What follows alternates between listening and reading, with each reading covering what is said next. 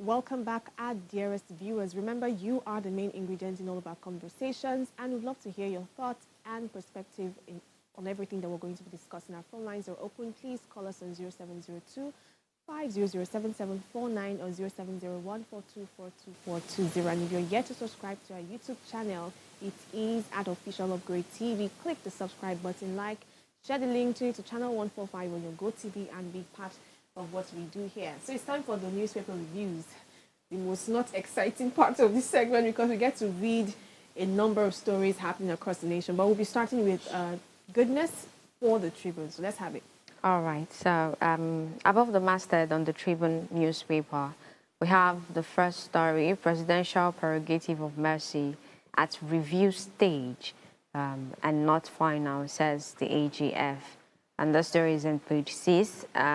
Beside that, we have Rivers government cancels 134 billion naira secretariat reconstruction contract awarded by IBAS. That's page 3. And below the masthead, we have that leads on the Tribune newspaper. My agenda for INEC, says Amopito, and it has a writer that says, as Senate confirms his nomination, says improvement of logistics, electoral offences commission imperative, speaks on beavers. IRF may consider drones for logistics. Interesting. And credible elections will promote public confidence, he declares. Also, we have withheld Osun local government funds. State AGF can sue on behalf of the local government.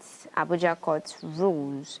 And so many other stories which I don't want to go on. But let's look at this story that says, presidential prerogative of mercy at review stage and not final, says the AGF. And yeah, it has been how the Attorney General of the Federation and the Minister of Justice, Prince Lateef Fagbemi, has clarified that no inmate approved for clemency under President Bola Tinubu's recent exercise of the prerogative of mercy has yet been released from custody.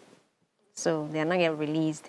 A statement made available to newsmen, of course, on Thursday in Abuja yesterday by the media aide to the AGF, Kamaruddin Ogundele, and signed personally by Fagbemi, said the process remains at the final administrative stage, and this includes a standard review to ensure that all names and recommendations, fully comply with established legal and procedural requirements before any instrument of release is issued. So, in just a short note, all the people that the inmate that the president had given pardon, that's the prorogation of mercy, have not yet been released. So they still need to go through the final process. But the president has not taken back his statements. It is still the same people. Still the same people. I was watching. Okay. When I get to my paper, I'll spread it. But since you just mentioned, it would be good to have that perfect sync. It says Tinubu may drop controversial names from pardon lists. So it's not like he is Definitely like finalized on what's going to happen. But we'll come back to that detail later. Let's have your own story. Okay, so to the story we have on the Guardian News, the front page. Now, the screaming headline we have here: Our praise singers override party agenda, scorecards at rallies. So I think this is talking about people having more music rather than having more manifestos, think about. But more music, more drama and all of that. And these things are actually overriding, the whole party agenda. Well, this is a story you would find in page 4 and 5 of the Guardian News. So another story you would find above: MBA Speedel. Police agree to review tinted permit policy. This is a story you would find in page 27 of the Guardian News. And another story you find here: Obi Wike trade words over 2027 presidency, capacity to lead. This is a story you would find in page 29 in the Guardian News. Now, to my story of interest, I would not be able to pick all the stories that we have in the front page of the Guardian News, so we will be able to have more time. Aviation experts kick as Kalu accuses pilot of smoking marijuana. This is my story of interest because when I saw this story, I'm wondering what's going on. Why? How would it be, pilot that will be accused of smoking marijuana? According to Kalu, he has claimed that some Nigerian pilots consume marijuana before flight and that the Nigerian Civil Aviation Authority, that's NCAA, has failed its oversight responsibilities, which, of course, according to him, is saying that, they have been negligent in carrying out the on-spot, the on-the-spot drug assessment of pilots before flights and maybe during and after the flight. Now, in defense, all of them are coming out to say that, no, where did Kalu, where did he get that kind of information from? So this story is actually allegedly from Kalu, allegedly, because he is yet to provide evidence. But my own focus or my own pain is that I really hope this is not true. Because when we are talking about pilot, we are talking about the fact that lives of people are tied. Yes. Beyond the lives of people that are tied, money. Do you know how much it costs to run? Like. Augustine just launched their, do you know how airport much? recently. Do you know the millions of naira? If anything happened, the lives that will be lost, the investments that will just go down the drain. So I really want to believe that this kind of situation is far.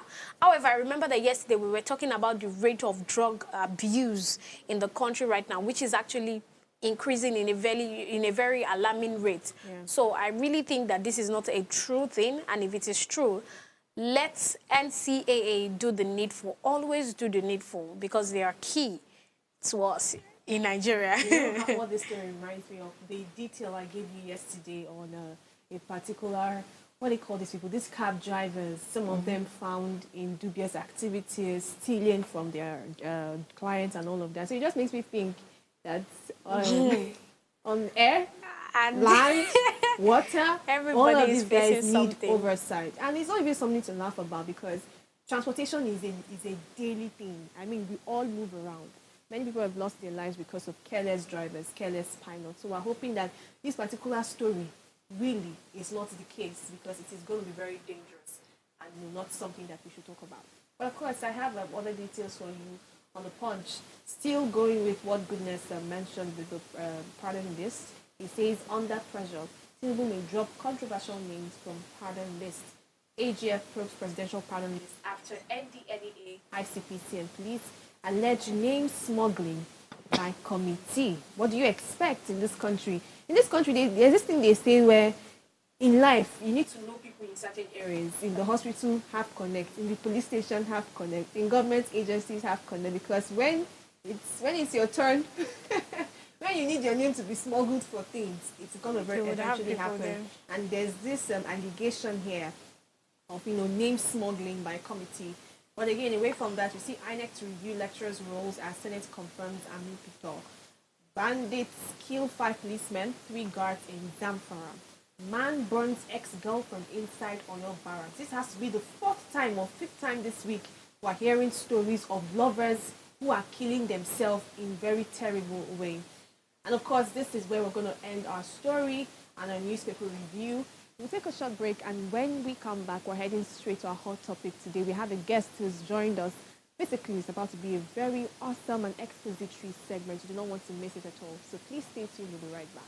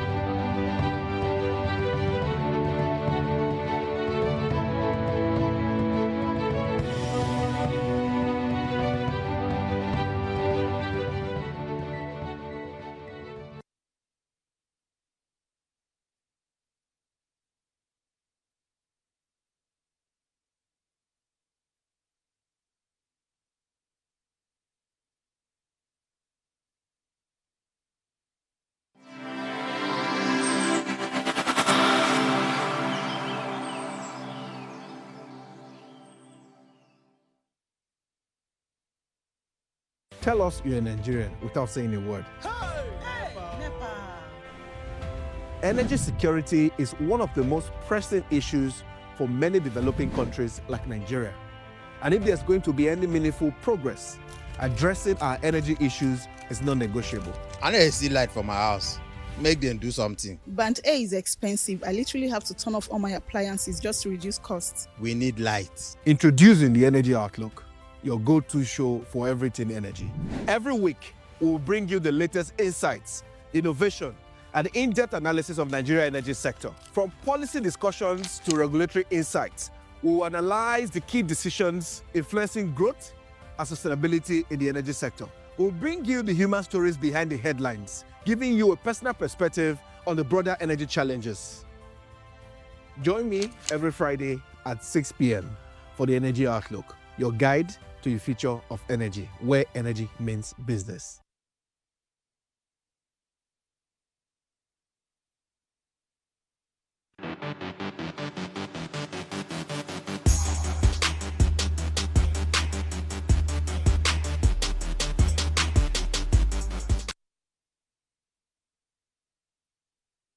All right, welcome back, our dearest viewers. Our hot topic today has been titled The Role of AI in Shaping Africa's Future Workforce. And we have a guest live in the studio, Mayowa Iji-Sheson, the author of Silicon Valley Girl. Artificial intelligence is no longer a futuristic concept. It is redefining how we live, how we work, and connect across the globe. In Africa, a continent brimming with youth, innovation, and untapped potential, AI presents both immense opportunity and pressing challenges. From data-driven decision-making to smart manufacturing, and from digital learning platforms to new models of entrepreneurship, AI is changing the rules of work as we know it. But what does this mean for Africa's workforce? How can we prepare our people, our policies, and education systems for this new world of intelligent machines? And what role does inclusion ethics and human adaptability play in ensuring that no one is left behind in this AI-driven era? To help us unpack this crucial conversation is someone who sits right at the intersection of technology, business intelligence, and human empowerment, Mayowa Iji-Sheson. Mayowa is a seasoned executive and business intelligence consultant with over 20 years of experience spanning the nonprofit, technology, and manufacturing sectors. She currently serves as an advisory board member at Inside Factory, an AI and data analytics startup that's pushing the boundaries of how data can drive smarter solutions. And beyond her technical achievements, Mayowa is passionate about community empowerment and mentorship, inspiring professionals across Africa to harness technology not just for profit, but for purpose. She's also the author of Silicon Valley Girl, where she explores innovation, resilience, and the evolving role of women in technology. Of course, we're going to start this conversation by setting the stage. Welcome, Mayowa, to the show. Welcome to Raise Breakfast. We're really happy to have you join us live this month. I mean, this is our first live guest. Let's give it up. Let's give it up. Let's give it up this month. Thank you for having me. Thank you so much. How was your trip down here? It wasn't bad, really. I can see that because you still look very, sharp. And I must say that your suit is really, really beautiful. I'm like, no, this is really beautiful. All right. So let's go into the conversation. We're talking AI and the future of workforce in Africa. So when you think about AI in Africa's workforce, what's the first thing that comes to mind? We want to set the stage for the conversation. I think of increased productivity. I think of AI helping us in Africa to solve very difficult problems. We have our own unique set of challenges, which for many decades we've not been able to overcome. We have challenges that whereby we're waiting on government to solve problems. We're waiting on so much infrastructure to be in place. We keep waiting, right? You read the news and all you hear are promises, and you know that there are many challenges, many barriers to those problems being solved. When I think of AI in Africa and AI enablement in Africa, I think of AI helping us to think critically, taking our peculiar challenges into consideration. And that is what's so powerful about AI, because it's based on machines learning your patterns as a people, your patterns, your strengths, your weaknesses, your challenges, and then in your context, thinking for you. I love that you mentioned challenges, and because I don't want this conversation to be distant from people, what are those unique challenges that you see AI addressing in Nigeria as a whole and even in the workforce? Yes, yes. Education, for example, right? AI gives us the opportunity to tailor education or the delivery of education to students in different places, even remote areas, based on what is accessible to them. Right, because AI gives the opportunity for that level of customization. Think about students who don't have access to certain labs or certain infrastructure, right? And being able to bring tailor-made or tailor-curated delivery to them in a way that they can take day-to-day examples and make it make difficult concepts make sense in a way that they can understand. I have a very interesting example actually. Last year, I had a conversation with about 5 secondary school students, and we examined how AI potentially, now we still have a lot of technology to have in place for this to happen, but how AI could help us predict if a bus leaving the car park in Lagos to maybe Akure would make it there or not, or if it would have an accident. Interesting. Very That interesting. is something that you need for the spiritual leaders. So that was what I started the session by asking these 5 students that if I told you that was possible, would you think it was magic? And then, yeah, I think it would be magic. But by the time we broke it down and walked through it, we saw that it was an excellent AI use case that matters to us as a country, because safety, lives, I heard in the prior conversation before I came up that you shared that like about 3, you have had a number of examples in recent times of dangers in transportation. And like that's a use case for us. It may not make sense to somebody in America or in the UK or what have you, but it makes sense for us. Why? Because we know we have bad roads, we have irresponsible drivers, we have buses that, that don't look like they're going to make it, or people are going to put on the road anyway. So there are certain use cases that matter to us, and AI can help us with those use cases. Okay, I really love the fact that you explained, because one of the things you mentioned when you started was increased productivity, and you've been able to like explain the productivity to an extent, but whilst talking about challenges and increased productivity,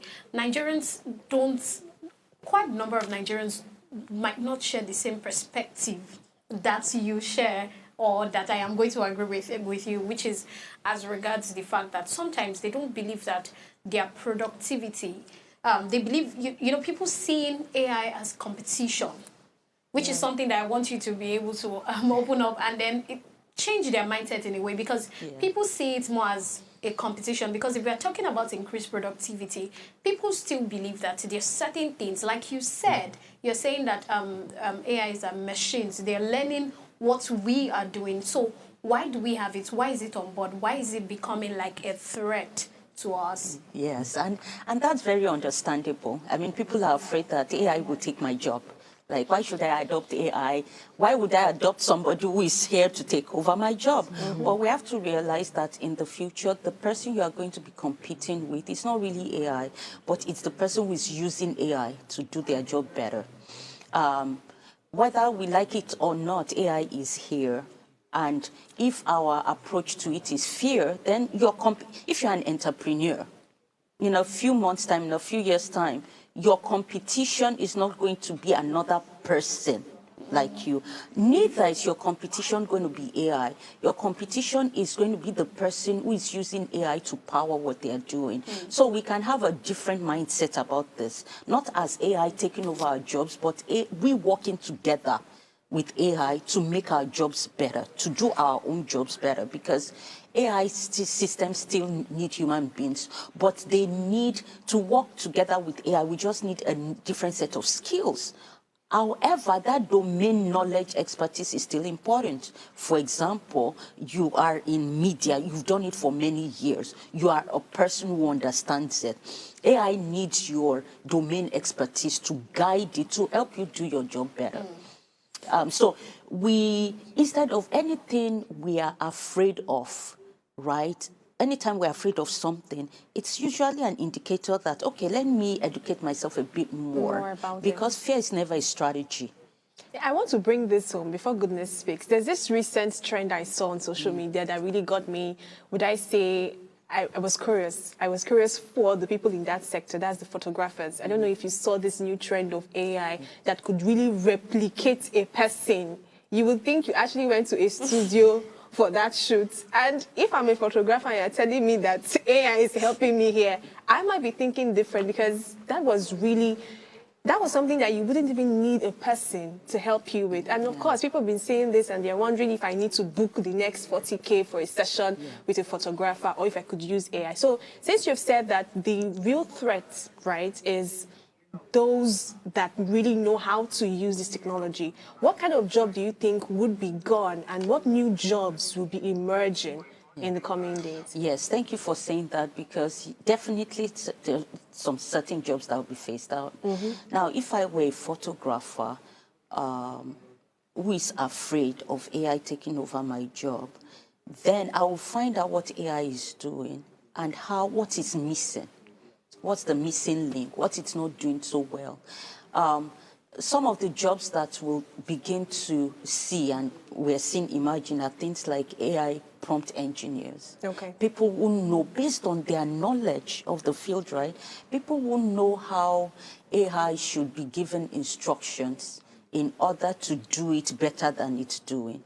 And in any industrial revolution, some jobs will be lost. But jobs being lost will create new jobs.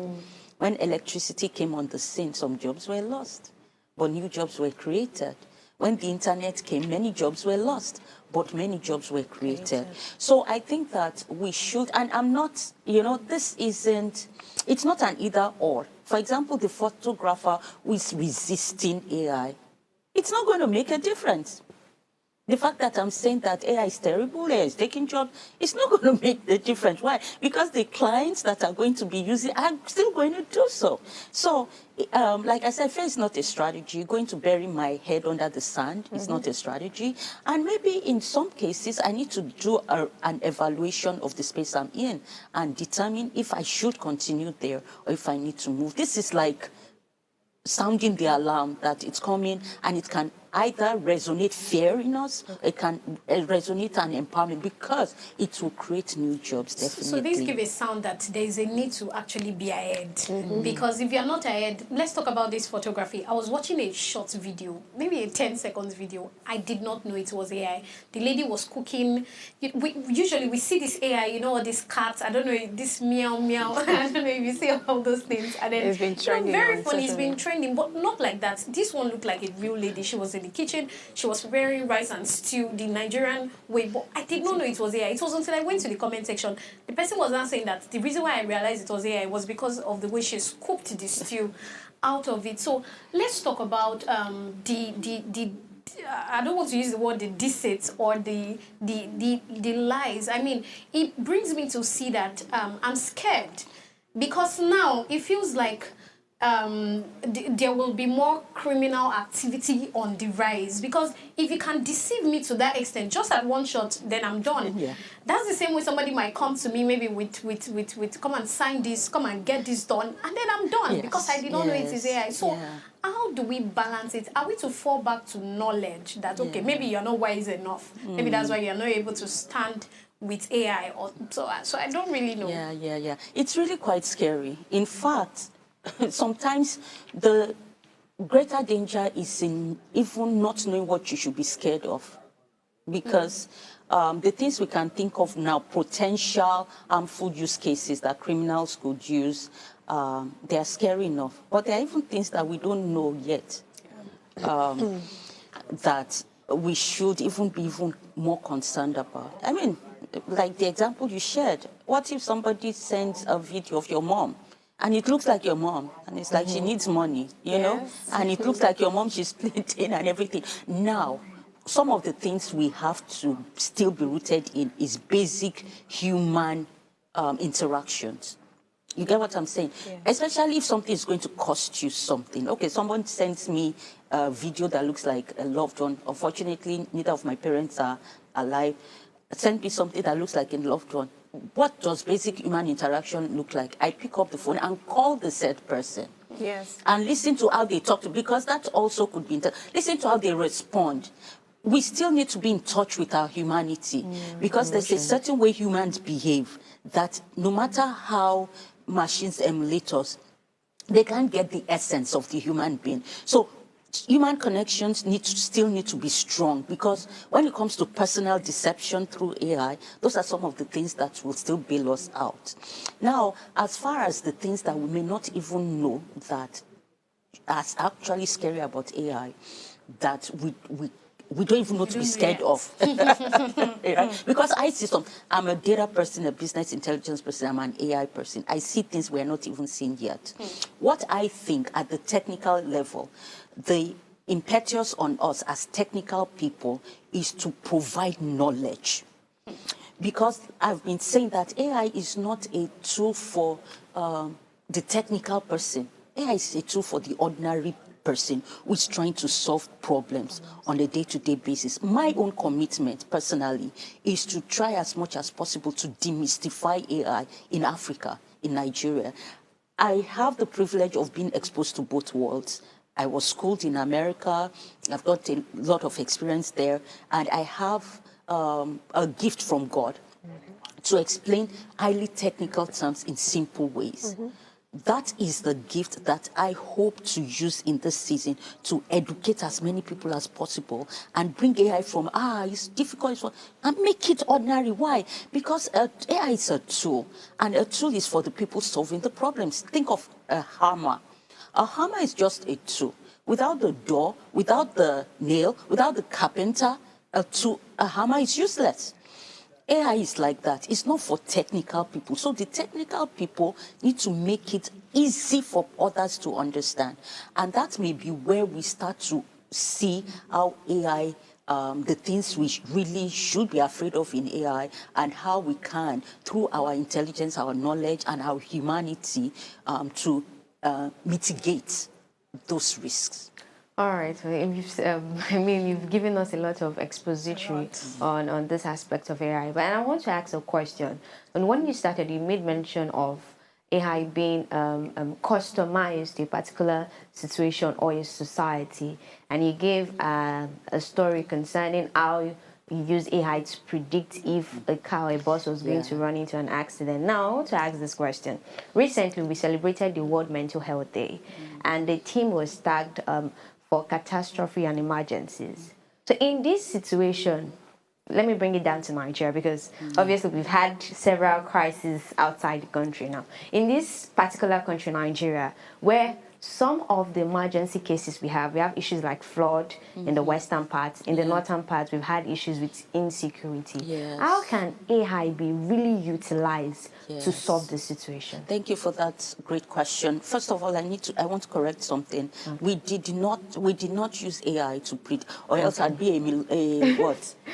I'd have $1 billion in my account right now, because I'd have solved that solution. Okay. We put out a use case, and we walked through how AI could fix that. Okay. All right. There's still a lot more work to do than that. Now, one thing that I see, one drawback for us in our ability to maximize AI and its capabilities is our approach to data, to capturing patterns, to capture data that will capture our patterns. For example, if we want to use AI to solve problems like flooding, we need enough data in AI systems that shows the patterns of our flooding, right? That shows the patterns of our lives, because intelligence is in data. Artificial intelligence is intelligent because it's thinking with data it's acquired from people. So firstly, we need to have foresight where this AI era is concerned. And at the bottom rung of that ladder is approach to data. How we capture data, how we store data, what we're doing with data. And we start to build from there. Because I think of a situation where a farmer is able to capture the unique ways farming in Africa, for example, and I say, if a farmer can figure out how to grow one pepper, and that process is captured in AI systems, AI will show him with the same resources, with the same time, how to do 100. Right? Because it increases, it's a machine thinking for you, but based on what you have given it. But if we are not giving, like they say, garbage in, garbage out, data in, data, AI out, and lack of data, then, I mean, what we're able to get out is compromise, right? Because in the AI era, data is actually gold. And if you are data poor, then you are data poor in AI era. And that's where I see we have a big problem. And this is really tilting to the main discourse for today, but we have to take a short break. And when we come back, we're going to open the conversation from the what you asked, linking it to Africa as a whole, if we're really ready to embrace this in terms of infrastructure, policies, and everything. And of course, I'm sure our viewers are learning a thing or two with our expert guest who has joined us in the studio. Please make sure to send a comment or two to our YouTube platform, and of course, we'll read every single one of them out. We'll take a short break, and when we return, we're continuing the conversation. Stay with us.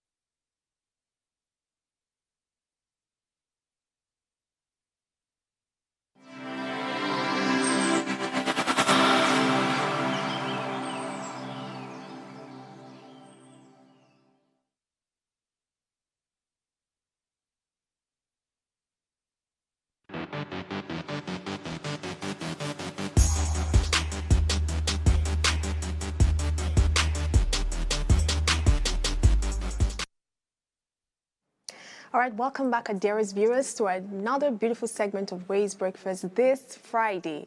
Today, we're talking about the future of AI in the Africa workspace. And of course, we have an expert guest who has joined us live to really dissect this topic. And as she always says, she has a gift to break down complex issues in very simple ways. And trust me, that's what we've been on for the past few minutes. So, behind the scenes, before, we came back on air, we're talking about how people feel some persons or maybe some society feel like they're behind when it comes to AI. You spoke about how we need to start implementing AI in certain problems that are unique to Nigerians in that sense.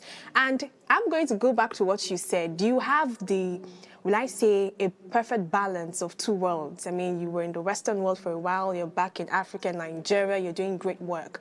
But it still leads me to ask, don't you think that in Africa, we are not as ready in terms of infrastructure, policy, and skills to fully embrace AI? And I want you to respond to this based on your experiences so far, comparing two worlds, the Western and Africa. Okay, yes, definitely we're not as ready, but we can get ready. And we don't have to feel intimidated by how much we think we need to get done to be ready. Let me give you an example. Way back when I was a kid, to solve the problem of communication, where if you wanted to communicate with somebody, a distance from you, you use the telephone, right? But to have that telephone in your house, very few privileged people had telephones in their house. And to get that, make that possible, you needed NITEL then to establish a wired connection to your house. You needed a pole, you needed to establish a wired connection. I know that because I went to the US when I was, young. I was in a long-distance relationship, and my boyfriend then, my fiancé boyfriend, however you want to call it, had to go look for a house where they had a phone to be able to call me. But all of a sudden, a technology came that solved that problem without us needing to establish that level of infrastructure. The cell phone came along, and now communication problem is solved even in remote areas of Africa. Why? We leapfrogged the need to establish a certain degree. Yes, there's still technology and infrastructure that's surrounding the phone, the mobile handset that supports it, but not the level of infrastructure that would have been needed if we needed a phone line to every house. If we were waiting for that, we would wait for 100 years and we still wouldn't be there. So when we think about AI and what it will take to get ready, I want us to think in those terms, that there are certain things that can help us leapfrog in such a way that we may not need as much infrastructure, we may not need as much time or as much money. Last year, a leader in AI education, his name is Andrew Ng, he went to Thailand. I think that's where he is from originally, and he came back and wrote a report that in Thailand, he was excited to see how people were embracing AI. And he said that the forerunners in this AI era will not be people who were totally ready, completely ready, were ahead in advancement, but the people who embrace it utterly and with purpose, with focus, people who are thinking of use cases, people who are being optimistic about what it can do. Because, like they say, where there's a will, there's a way. I don't want us to be so discouraged by how much we think we need to get in place that it affects our will. I want us to be dreaming of use cases, what AI can do for us. And then as the technology comes on board or gets to where our thoughts are, then we know, we recognize this is the solution to what I have thought of. Right? But in order to do so, we need to, the ability to learn is premium in this era. The ability and willingness, not the discouragement by how much I need to learn. Yeah. Things are changing every day. So somebody who picks up something today and starts to learn, maybe in a few weeks time, maybe on the same page as someone who's been trying to learn for 6 months, because things are changing every day, changing so rapidly. That rapid change should not be a discouragement, but an encouragement. It means my forerunner is also learning the same thing today. All right, amazing. So I want to ask a question, right? Regarding this, you talked about some certain countries, right? Yes, for instance, like America, that had more opportunity and more opening to have access to this AI because probably enough data they've provided for this AI. And we have some certain continent or certain society that has this less privilege, let me just use that one, not enough knowledge. Now, don't you think this will actually bridge, in terms of security, this will actually bridge a kind of a setback to those countries that really don't have enough access? For instance, there was a time recently I saw a video of I think is it the Prime Minister of China, who was talking back to US that, if US should try to do something to them, they would do back. Why? Because they have, yes, we all know that China is like the world of technology. They are so high. They have this high advancement in it, and I'm sure that they've utilized AI as well because of the data given them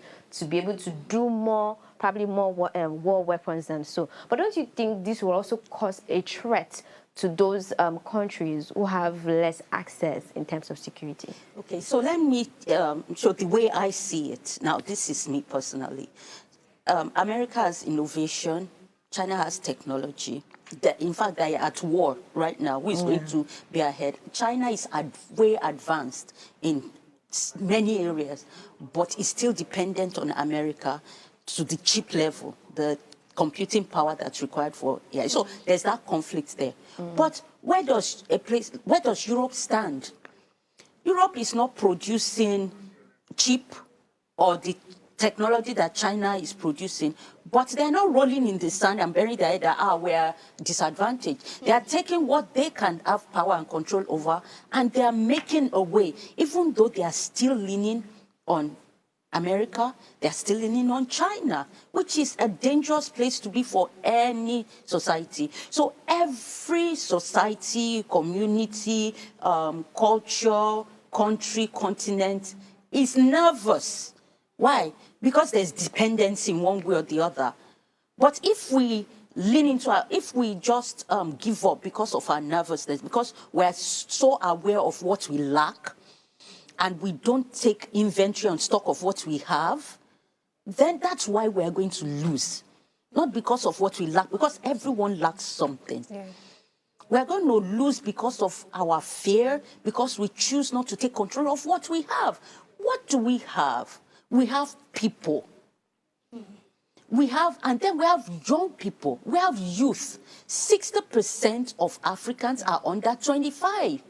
We have a rising generation that we can teach to think differently.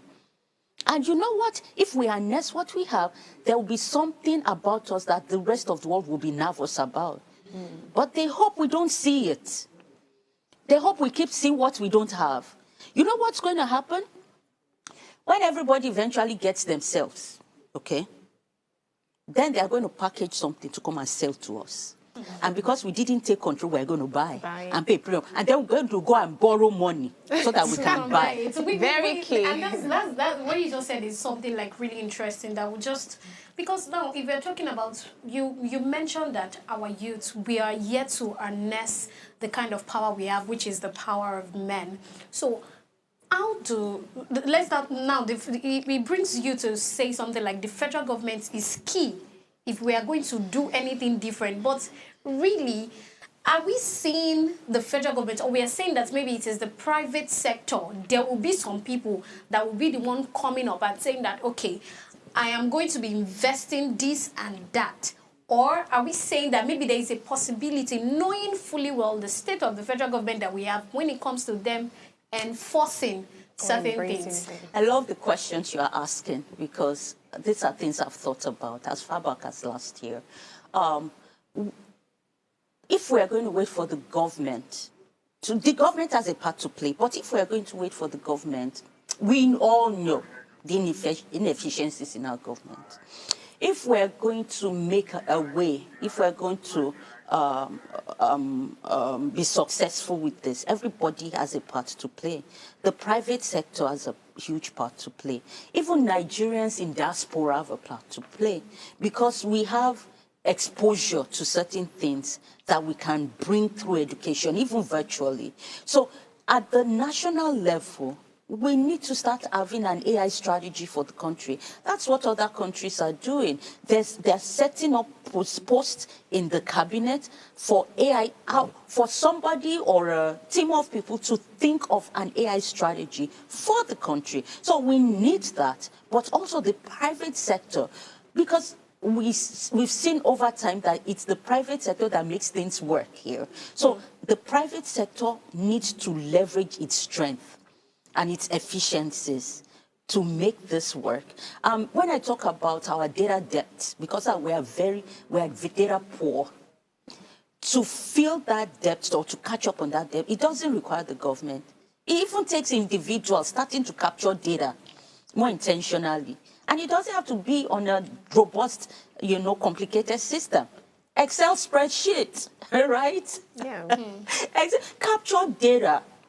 Just capture it and let it start giving you intelligence. For example, I'm planning a summit for undergrads in Ilorin. It's next weekend. Yeah. I'm going to be bringing 400 undergraduate students from different fields to give them exposure to some of the things I'm talking about. Students in their final year and second to final year, because I want them to go back to school and for the next 1 year, next 2 years to think differently. And the data, registration data, what have I done with it? I've dumped it in ChatGPT for ChatGPT to give me insights on okay, I'm trying to balance the composition of students from 4 or 5 different universities and, you know, different departments. Show me opportunities I'm missing here. Show me places I should target, demographics I should target I'm not looking at, because we can miss it with the human eyes, but machine intelligence can point. Let's start using it that way. Let's capture data, let's respect data, and let's use the systems that are available to us to just get used to the idea that machines can think for me. So I'm sorry to cut you Yes, short because please. we're running out of time. I'd like us to also address something, but I would really say this, that this is one forward-thinking conversation to start the weekend with, and I'm really excited that we had you here. You've spoken about the summit you're having in Ilorin, right? The AI Productivity and Tech Summit.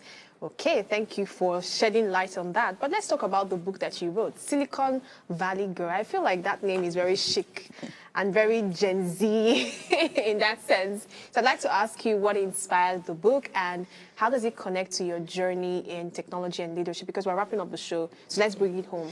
Yes, so I just wanted to chronicle my career journey from Nigeria to the US and then to Silicon Valley and then in Chicago, where I've been for over 20-something years now. You know what is very beautiful about this statement is that you are still very Nigerian. After you've stayed there for 20-something years. Some people stay 1 year and you cannot recognize their accent anymore. So this is really beautiful. There's a funny story behind that, but we don't have time to share. But yeah, actually 30 years this August. Wow. Yes. Wow. And I wanted to chronicle that. I felt I needed to because my career journey hasn't been linear. It's had a lot of lessons, ups and downs, and, you know, perseverance, resilience, and all that. And I wanted people to see my story and for them to be encouraged that, you know, we think life is perfect. Life should be perfect. So when we're struggling, we may feel like, it's peculiar to me. But for people to be encouraged that, you know, no matter what you are going through in your career journey, number one, don't be shameful. Rise up again. Empower yourself, upskill if you need to, and then, you know, make something out of your life. And so it ended up being a story that just, you know, gives some background information about some of the places where I've lived and worked. And for your summit happening in Ilorin, are we going to see it happen in other areas in Nigeria, coming to Lagos, Ibadan, Abuja, so that's why in Lagos we can be able to attend be a part of it. I hope so. Pray for me. Thank you very much. It's been very insightful. I've learned a whole lot of things. And I think one thing to really hold on to is that AI is not something to be competitive about. You really need to think of how you can work together with AI. When she spoke about the deceit in AI, there was something I wanted to chip in, but because of, you know, the flow of the conversation, there was this story that trended one time in, I think, America or so. A particular teenager committed suicide with the help of AI. I don't know if you saw it. So he put a prompt on ChatGPT or, one of these AI tools and said, I want you to write a suicide note for me. I think the case is still in court and all of that. So as much as we see the bad side of it, there's also the great side to embrace, and conversations like this help us find that perfect balance. It's been very insightful, such an insightful conversation in Mayowa Ijishesa on the role of AI in shaping Africa's future workforce. If there's one thing we're taking away today, is the fact that the future of work in Africa isn't about competing with machines. It's about collaborating with them, learning new skills, and building inclusive systems that leave no one behind. AI is here, but how we use it will define the story of our continent. So let's stay curious, let's stay adaptable, and keep creating a future that works for everyone. My name is Oluchi Omenka. This is Ways Breakfast. Thank you to our beautiful guests for joining us, to my co-anchors, to our viewers for sticking with us from Monday till today. We'll catch you again Monday to Friday next week, 8 a.m. to 9 a.m. Have a great weekend.